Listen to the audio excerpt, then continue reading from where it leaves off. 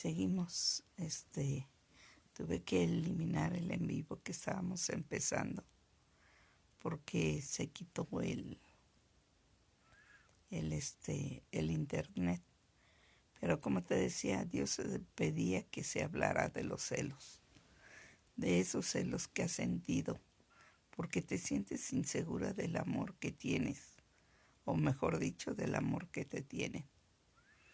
Hay celos que le llaman celos santos, que es el celo de Dios, ese celo que Dios tiene por nosotros, que no quiere que nada nos pase.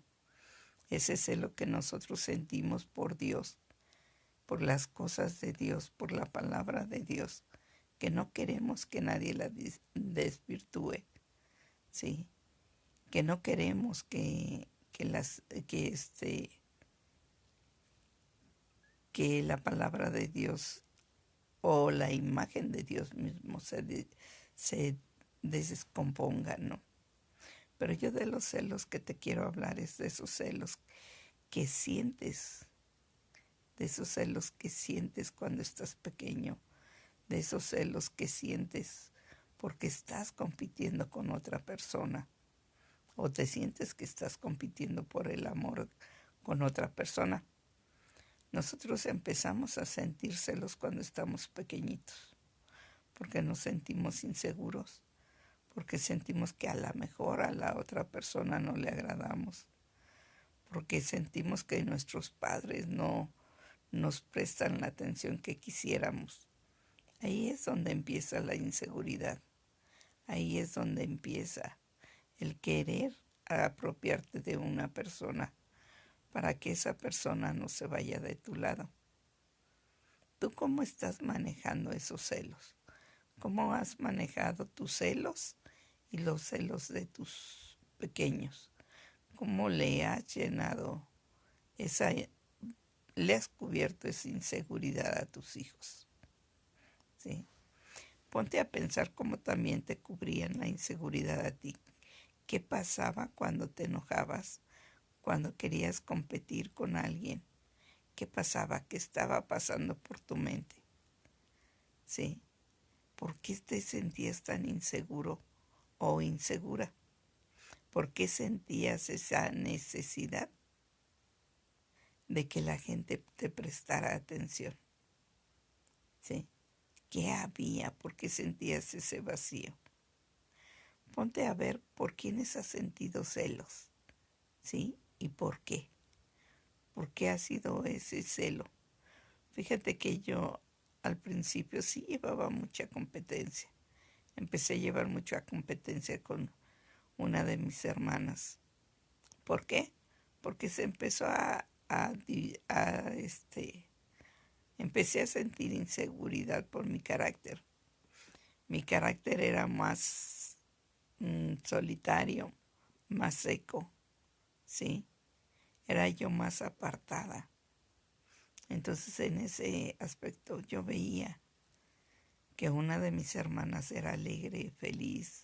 Yo la veía como algo con un carácter hermoso, que podía hacer amistades, que podía platicar, podía ver así, pues hablar de diferentes temas.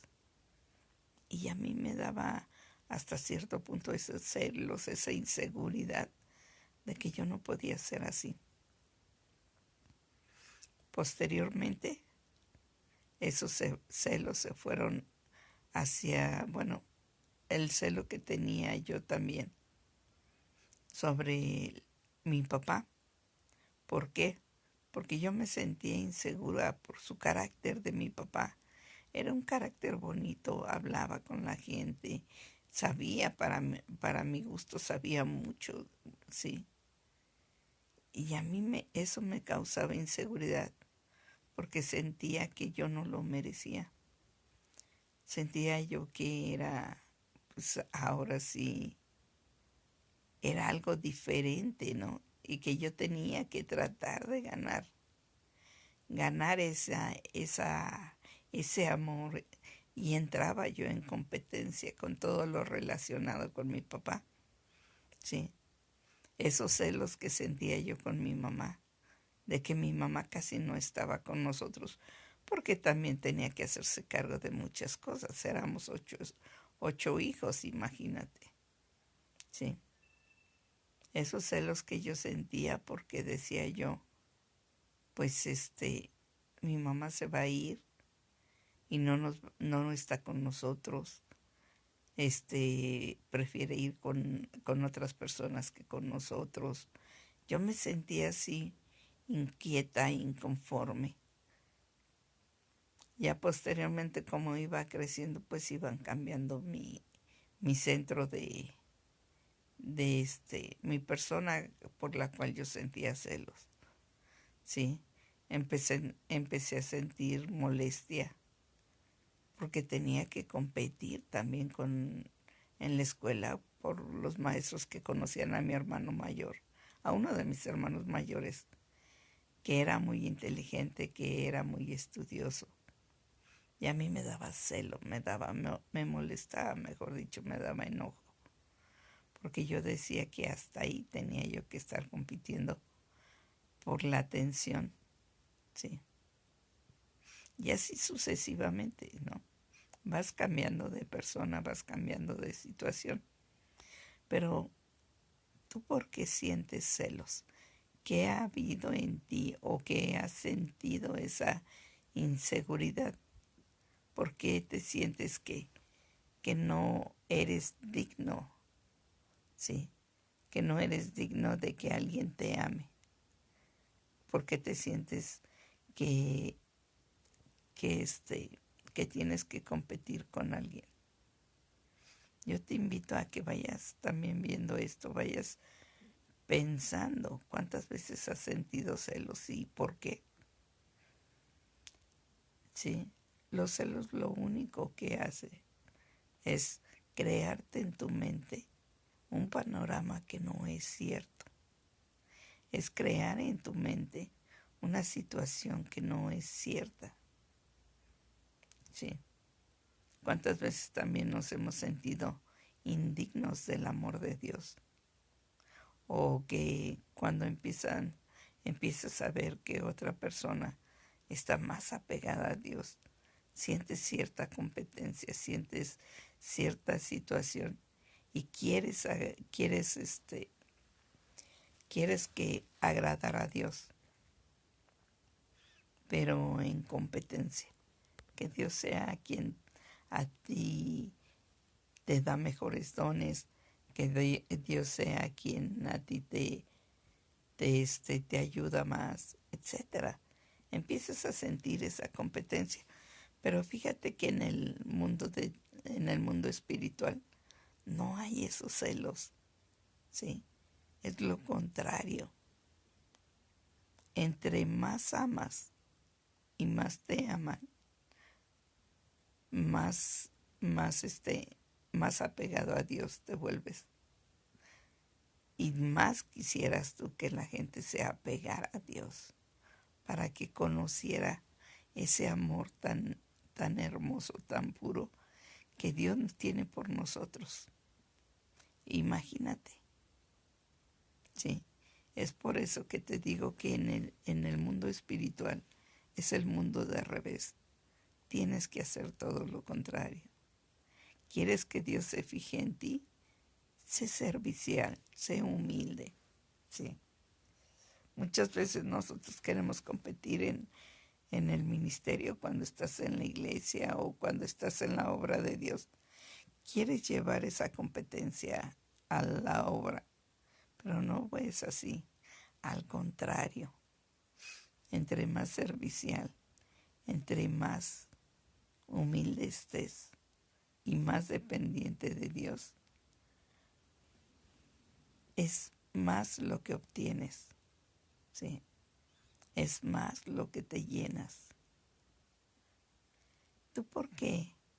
¿Cuántas veces, mejor dicho, perdón, cuántas veces, mejor dicho, has ido cuando te congregas te da molestia, te da enojo que otra persona quiera llegar a donde estás tú? Sí. ¿Cuántas veces por esos celos vanos, te has retirado de la iglesia.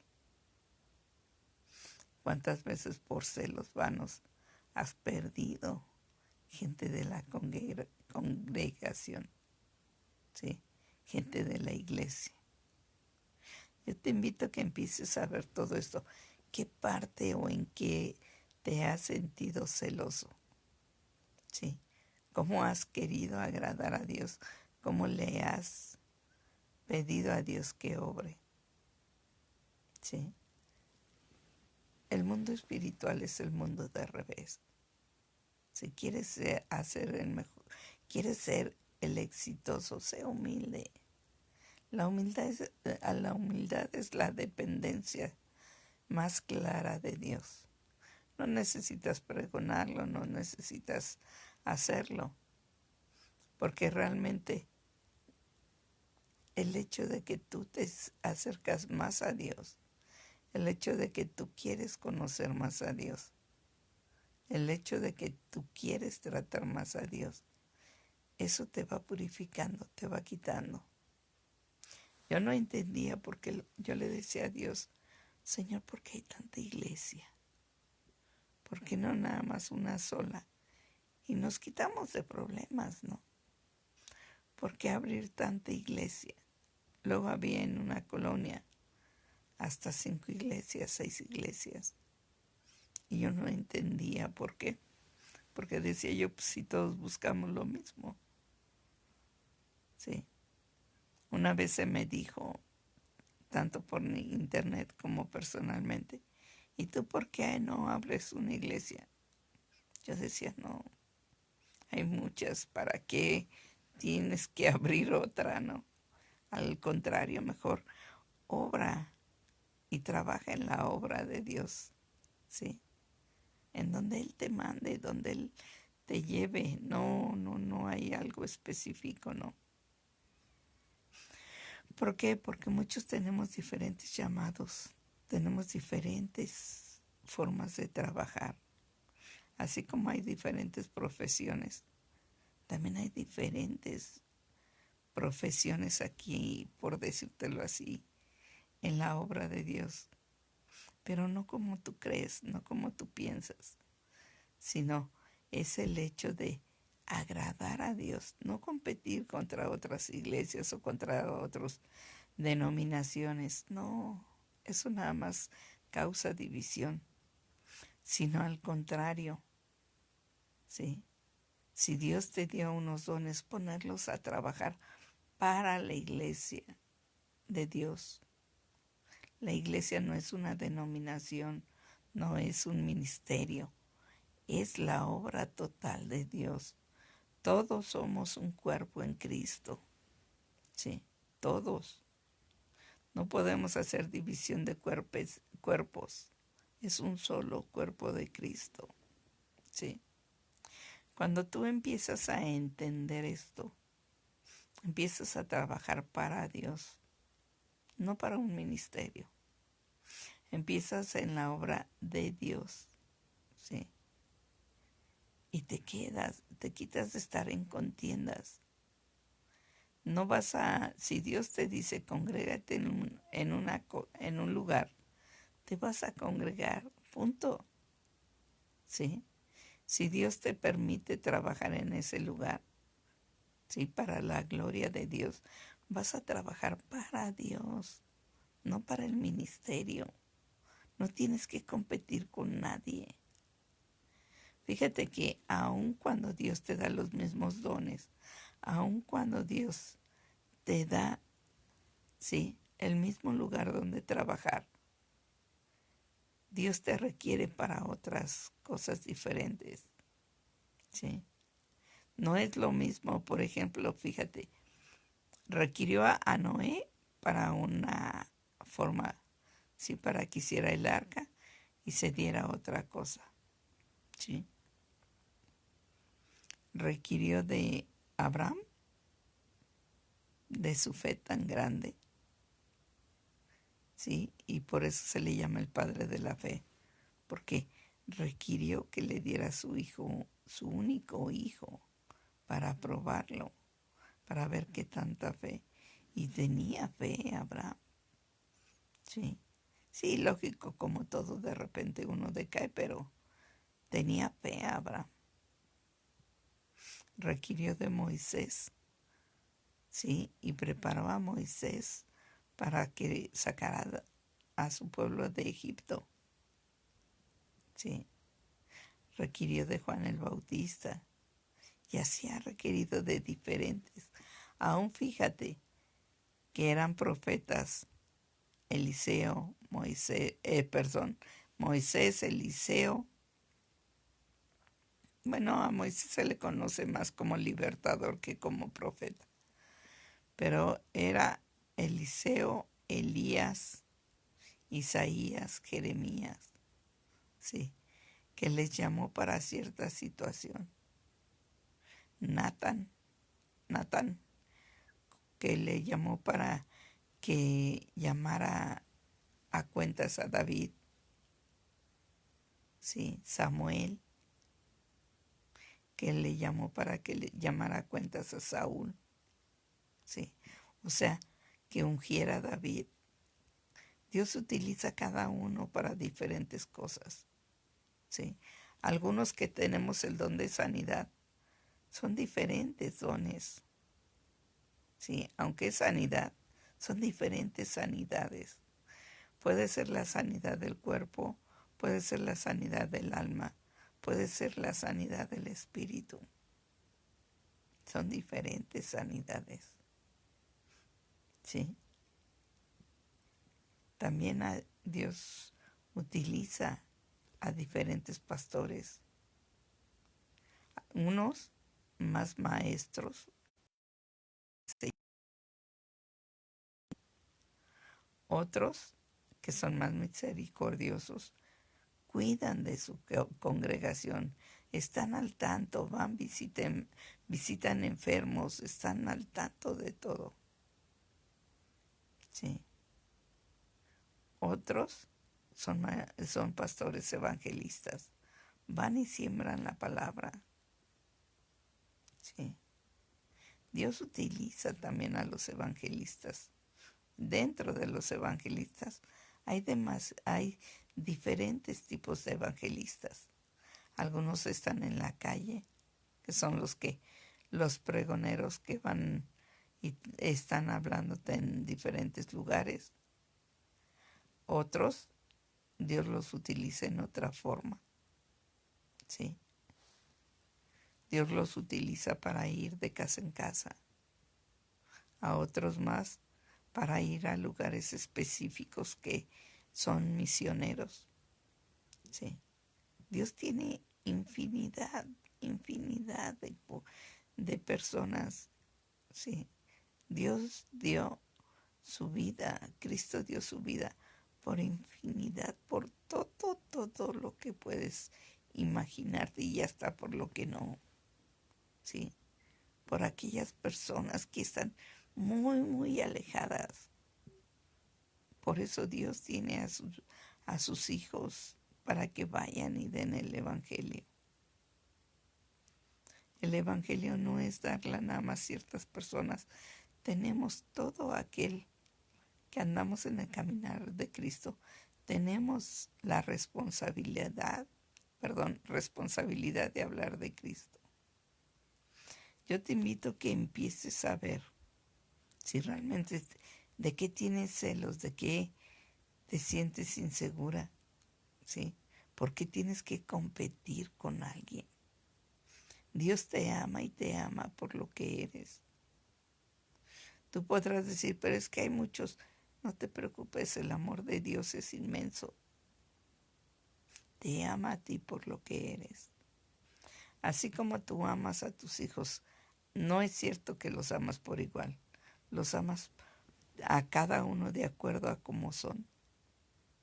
Sí. Algunos son más cariñosos, otros son más retirados. Sí. Otros son más vivaces, otros son más tímidos. Otros son más enojones, otros son más quietecitos, más responsables. ¿Sí? A Dios nos ama así igual. Cuando nosotros crecemos igual, Dios nos ama, sea como sea. Sí. Jesucristo dio la vida no por, ¿cómo te diré? Por gente buena o por gente mala, no. Jesucristo dio la vida por todos y por los que habían de venir. Sí.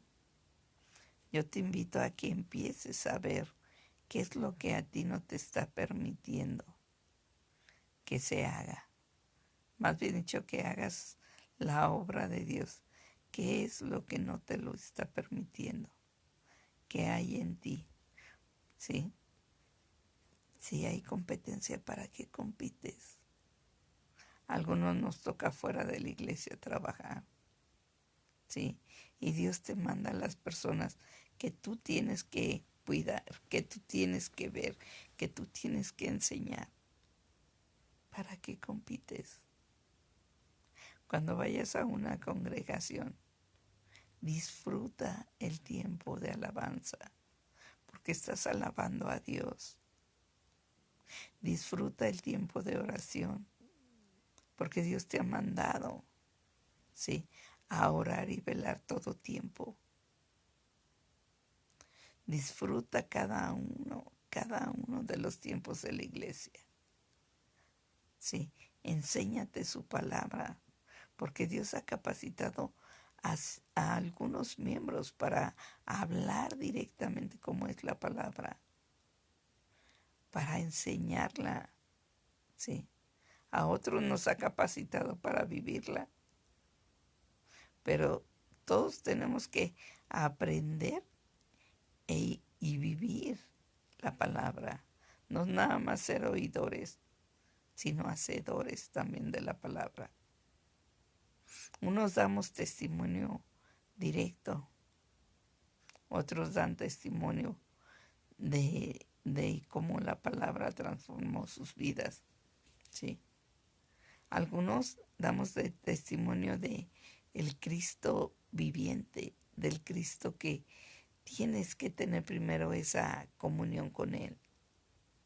Algunos llegan primero a través de la palabra. O sea, hay diferentes formas en que Dios te trata. Algunos nos habla, lo escuchamos en nuestro corazón, en nuestra mente. Algunos lo escuchamos audible, ¿sí? Algunos otros lo escuchamos a través de la palabra, ¿sí? A través de las prédicas, a través de cada una de las enseñanzas. Dios se manifiesta como sabe que tú le vas a entender. No necesitas competir, no necesitas querer los dones del hermano. Tú no sabes por qué ha pasado, tú no sabes cómo Dios lo ha tratado, tú no sabes los planes que tiene con él. Yo te invito a que estés viendo todo esto y si hay algo que te está lastimando, se lo pongas en manos de Dios y pide que Dios te purifique, pide que Dios te perdone, pídele perdón, sí, perdona a aquellos que han querido competir contigo. El mundo de Dios, el mundo de la obra de Dios, de la gloria de Dios, del reino de Dios, no es competencia, es acercamiento a Dios, es preguntarle, es obedecerle, es agradarle a Dios. ¿Sí? ¿En qué parte te has sentido tú enojado? Porque no tienes a ese Dios vivo contigo. Porque no tienes a ese Dios. No lo sientes tú. Si no lo sientes, pregúntate por qué. ¿Qué estás haciendo mal? ¿O qué te hace falta entregar para que sientas a ese Dios vivo en ti? ¿Sí? Yo te invito en que empieces a ver todo esto. ¿Sí? ¿Cómo estás ministrando? ¿Cómo estás dando a conocer el Evangelio? ¿Cómo estás dando testimonio de que Dios está en ti? ¿Cuáles son los frutos del Espíritu? Lee Gálatas 5, ¿sí? En Gálatas capítulo 5 vienen tanto los frutos de la carne como los frutos del Espíritu. Velos uno por uno. Fíjate qué frutos tienes tú en tu vida. Los frutos del Espíritu es el carácter de Cristo en ti. Fíjate qué se ha hecho. Sí, perdón.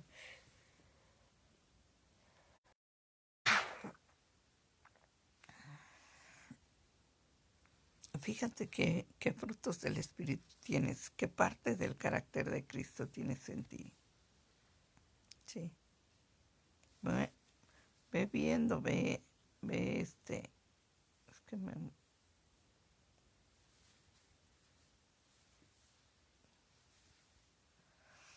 sí. Fíjate qué frutos del Espíritu tienes en ti. Sí. Si te fijas, yo siempre estoy moviéndome mucho. Sí. ¿Por qué? Porque me inquieta un poco eso de estar haciendo en vivos. No mucho me llama la atención. ¿Por qué? Porque a veces mi carácter es muy reservado. Sí. Me gusta hablar mucho de Dios, me gusta que, que conozcas ese Dios vivo, pero también me siento inquieta estar hablando, estar haciendo en vivos. Por eso me verás que muevo la mano para un lado, muevo la mano para el otro. Sí, así somos todos, somos inquietos. Es un carácter que tenemos. Sí, algunos más serios, algunos más inquietos, algunos más parlanchines, algunos más tímidos. Así como tienes el carácter, así también los frutos del Espíritu es el carácter de Cristo en ti. Sí. La la imagen y semejanza de Dios en ti. Sí. Así es que tú no debes de competir.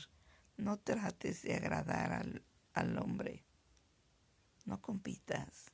Al contrario, agradece a Dios lo que te está dando. Comparte con los demás. Si te lo dio por gracia, dalo por gracia. ¿Sí? Comparte. Muchos a veces quieren, no sé, hacer una fábrica, tratar la obra de Dios como si fuera una empresa. La obra de Dios no es una empresa. La obra de Dios es algo que el único que sabe cómo guiarle es Dios. No quieras tratar la obra de Dios como una empresa. Pídele guía a Dios. Todo lo que sea de su obra, pídele guía a Dios. Señor, hoy, ¿qué quieres hacer? ¿O qué quieres hacer para esta semana? ¿Qué quieres hacer para el culto que viene el fin de semana? ¿Cómo quieres que se trabaje? Mira, estos son mis planes, así, así, así. Pero ¿qué quieres hacer tú más? Sí, aumentar más la oración, aumentar más la alabanza. ¿Qué quieres hacer? Él sabe exactamente lo que quiere para su obra. Es su obra, son sus hijos. Sabe qué trae cada uno de sus hijos. Sabe la problemática que traen. Pregúntale a Él, Señor, ¿qué es lo que puede hacerse para que ellos sientan más tu presencia? ¿Qué quieres que se haga? Sí, que se ore y se quebrante, que se invite a pasar a entregar esa necesidad que tienen. Sí, ¿qué quieres que se haga? Cuando tú le empiezas a decir a esto a Dios y le empiezas a pedir su opinión, Dios se agrada que lo tomes en cuenta porque es su obra, no es una empresa, no es un negocio. Sí. Cuando empiezas a ver la iglesia como negocio, ya se distorsionó todo. Sí. Para un momento y pregúntale a Dios. Dios es el dueño de la obra. también en las haciendas de amor y servicio. Cuando empezamos a ver esa obra de Dios y queremos imponer o queremos meter las cosas, y hasta ha habido que queremos sacar a Dios del trabajo, automáticamente ese tipo de obra es diferente, cambia, ¿sí? Son nada más situaciones de autoayuda. Y cuando metes la palabra auto, ¿sí? Es independiente de Dios. Entonces ya no sirvió la obra porque la obra es de Dios. Ya la conviertes en una obra humana. Y la obra humana tiene fallas. ¿Por qué? Porque el humano es falloso, tiene fallas. El humano no es perfecto. Entonces, qué quiere decir? Que vas a meter ahí ya tu mano y va a haber fallas, porque se han distorsionado tanto los grupos de amor y servicio, porque se han dividido, porque se han quebrantado, porque tienen fallas, porque se está sacando a Dios de esos grupos, y es cuando Dios te dice, ¿qué estás haciendo con mi obra? ¿Sí? Porque muchos grupos, muchas obras de Dios lo han cerrado, se han distorsionado. La gente ya no quiere ir, porque ya de repente ya no encuentra ese amor y servicio del que hablamos. ¿Por qué la gente también se ha alejado de las iglesias? Y lo peor es que se ha alejado de Dios. ¿Por qué? Porque hemos distorsionado la obra de Dios. ¿No te has puesto a pensar por qué estamos guardados en casa? Porque Dios nos está preparando en casa. Porque Dios está hablando a nosotros en casa. Porque la obra de Dios empezó en las casas, en esa oración unánime, ¿sí? Cuando llegó el Espíritu Santo, llegó también porque estaban unánimes en oración, porque compartían lo que tenían, porque compartían el pan, porque se preocupaban unos por otros. Yo te invito a que le preguntes bien a Dios, ¿qué quiere de su obra? ¿Quieres una obra visible? Que sea visible a los ojos de Dios, que sea visible a los ojos de aquellos que lo necesitan. Pero ¿cómo los vas a preparar? Con fe, con humildad, con responsabilidad, con testimonio, con amor. Regrésate a lo básico. Si tú buscas en la palabra, toda la palabra habla del amor, que es el fruto principal del carácter de Dios. ¿Cómo estás amando? ¿Cómo estás buscando a Dios? ¿Qué testimonio estás dando? Estás dando el testimonio de una persona muy ocupada que no tiene ni 5 minutos para un hijo de Dios. ¿Qué testimonio estás dando? Estás dando el testimonio de Cristo, que no le importaba tener infinidad de gente, que si uno lo necesitaba se paraba y le decía, ¿qué quieres que yo haga por ti? Sí. ¿Por qué crees que se propagó la obra de Dios? Porque los primeros, los discípulos, supieron del amor de Cristo. No sabían cómo hacerle, pero se pusieron en oración y le preguntaron a Dios. Dios a través de su Espíritu Santo, a través de su Espíritu Santo, sí. Empezaron empezó a obrar en ellos. No sé si hayas leído que llegó el momento en que buscaron quien se dedicara a lo administrativo, porque los apóstoles querían predicar la palabra de Dios y buscaron gente de acuerdo a la voluntad de Dios que ministrara a aquellos que Dios iba tocando y que ellos iban dando la palabra. Sí. Ahí tienes a Pablo. Él se dedicaba a enseñar la palabra de Dios. Más que palabra, el testimonio de Dios en su vida. Sí. Él vio que la palabra ya estaba vacía si no la ponías en práctica en tu vida.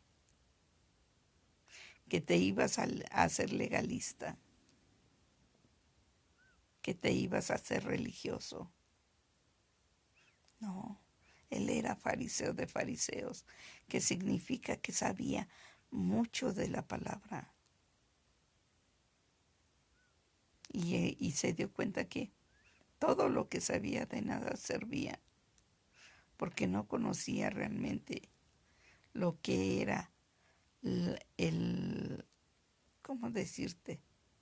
El corazón de la palabra. Conocía la letra, pero no conocía el espíritu de la palabra. Y cuando el espíritu de la palabra se le reveló, cambió totalmente su mentalidad. Cambió totalmente, porque empezó a dar testimonio de Cristo. Porque toda la palabra hablaba de Cristo, de la llegada de Cristo. Sí. Y él se había vuelto legalista, aparentemente celoso de la palabra, del cumplimiento de la palabra. No, se había vuelto legalista, religioso. No entendió, la letra le mató el espíritu. Y hasta que Jesucristo se le reveló, ahí automáticamente supo cuál era realmente el espíritu de la palabra. Yo te invito a que tú veas qué es lo que realmente traes en ti. ¿Traes nada más la palabra o traes el espíritu de la palabra? El testimonio vivo de un Dios viviente. ¿Qué traes en tu corazón? ¿Qué traes en ti? ¿Cómo estás enseñando el Evangelio de Dios? ¿A quién estás enseñando el Evangelio de Dios? Sí. Yo te invito a que empieces a ver cómo estás haciendo las cosas. ¿Estás sacando de la obra de Dios a Dios para que sea humana? ¿O estás realmente preguntándole al dueño de la obra cómo quiere hacer las cosas? ¿A quién quiere que se le diga? ¿Cómo quiere que se le diga a su pueblo? Sí. Uno como líder de iglesia, ¿cómo está funcionando? Como líder de Dios, ¿cómo estás funcionando?